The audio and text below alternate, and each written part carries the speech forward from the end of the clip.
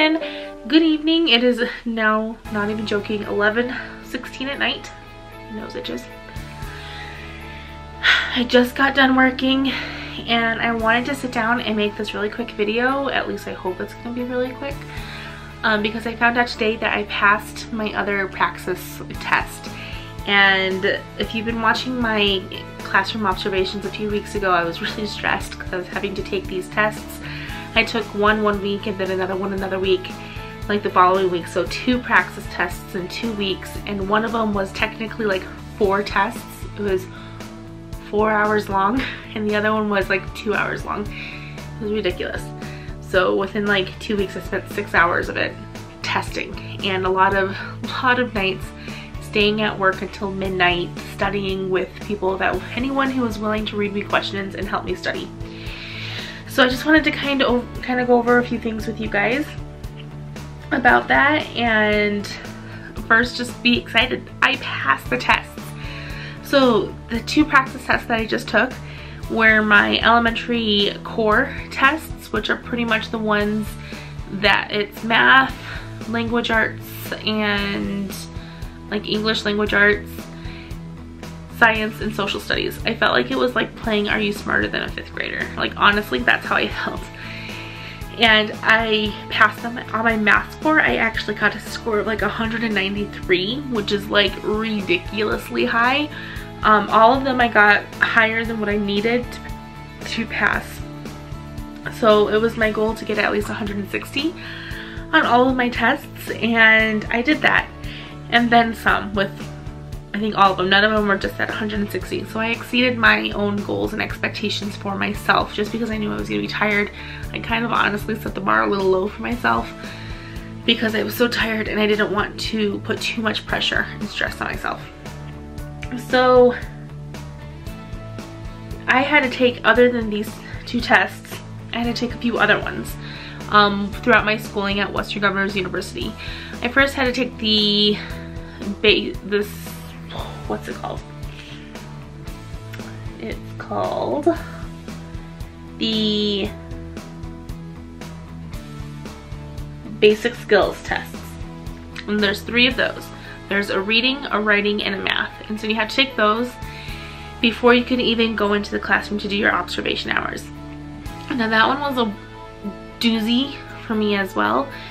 The reading and the math, not so much. The writing one, I took 3 times. And when I tell you how much it actually costs to take these tests, you'll be like, what? You took it 3 times? So I took it once with doing all 3 at the same time, which cost me like $200 or $250 to take just that one set of 3 tests. And then it cost me $90 for each of the retakes, so almost $200 more on the retakes. The second time I took it, like the day or 2 before that, I found out that my grandmother passed away, and it was like right before I was leaving town, to go to her funeral. So it was just a really, sorry guys. I'm redoing my lashes on Monday and they're like all just falling out and being crazy on me. So I didn't pass it the second time. I didn't even get through the second writing prompt because I was there, but I wasn't there. It was one of those things. And then the next time I took it, I felt really good about it, and then I got my score back on my son's birthday as we were eating at Chuck E. Cheese and having a party, and I thought I failed it because I looked at the wrong score. And then later I found out that I passed it. It was this big drama thing, but I did it. The next test I had to take was my behavioral and emotional, like special education behavioral and emotional test. This one was actually paid for by my school. It was like a test for their class.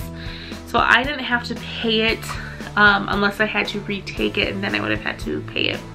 But I passed it the first time, and I actually did like really good on it. They were really impressed with my score, my mentor and everything. So I took that one, and then the next 2 I took my elementary core, or what is it called actually? It's called Elementary education, multiple subjects. I took that one. That's the, I have my iPad down here. Sorry. The reading and language arts, mathematics, social studies, and science. And then the last one I took was my special education, and it was the mild to moderate application test. And by taking those 2 tests, I now, as soon as I'm done with my student teaching, well, as soon as I pass my observation class, which I just have to write up the papers and do it, which I was going to do during spring break, and that just didn't happen. So I'll have to figure out another time to do it, but that's okay. I have plenty of time. So as soon as I pass this class and as soon as I do my student teaching, I'm done. Like, I have passed the tests that I have to take to be a certified teacher. Like, those tests were reported to the Utah Board of Education, and so as soon as I'm able to, I am a teacher, which is awesome. I'm super excited. So those are the tests I had to take. Now, I wanted to kind of go over my thoughts and feelings about the Praxis test. I have mixed feelings. I understand that we need to take tests to be certified, but like I said, the very first test I took, it was like between $200 or $250. I can't remember, but it was probably closer to $200. And then to get the study materials for it, that was like another $50 or so. So around $250 to take a test. The second one I took, which was the behavioral one, I did not actually get to the study guide for because I just felt like I was gonna wing it. I was like, I'm gonna do fine. Everyone told me that it was an easy test, that I would do fine, so I decided to just wing it, and it worked for me.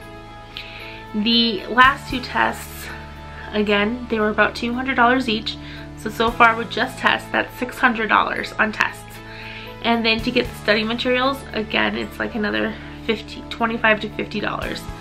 So I spent about $75 on study materials for these tests, and then $600 on the actual test. So about almost $700 to take tests to become a certified teacher. I feel like that's ridiculous. And the reason why I feel like that's ridiculous, like, and it's not a sore subject, but the last few weeks, every time I get paid, I've been getting things from my classroom. And I'm required, like, well, if I want a classroom library, if I want a good classroom library, I have to put in the money for it. And I have to invest in my students. And there's things that I'm gonna have to just buy and get myself so that I can have them in my classroom. And not even just wants, but some of them needs.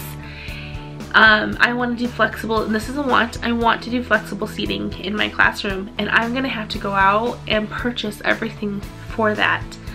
So if I want something in my classroom, I'm gonna have to be the one to purchase that. And I'm okay with that. I'm okay with investing in my classroom and investing in my kids. What I'm not okay with testing is the fact that we're required to spend so much money to take tests to teach kids when we honestly, like, we get paid.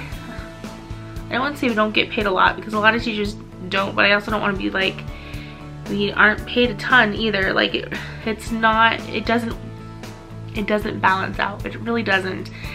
And like I said, I'm okay with the pay. I'm okay with investing in my class, but I feel like someone else should probably cover for our tests and cover the price for the tests, because I feel like we shouldn't be paying to be a teacher on top of the education degree. I mean, these costs were above my actual teaching, like education. I'm lucky enough that my school just got rid of the fee to do student teaching and everything, and so I'm not gonna have to pay $1,000 to be in somebody's classroom. So I'm lucky in that case, but I don't know. It rubs me the wrong way a little bit. But now I wanted to kind of go over some tips and tricks on how to pass your Praxis the first time.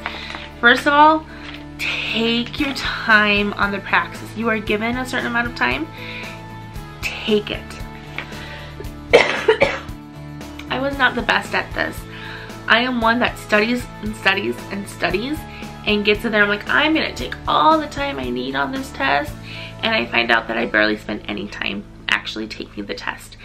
And that works for me to a degree. Obviously, I took one test 3 times. But for the most part, that works for me, and that's okay. But I consciously did slow down.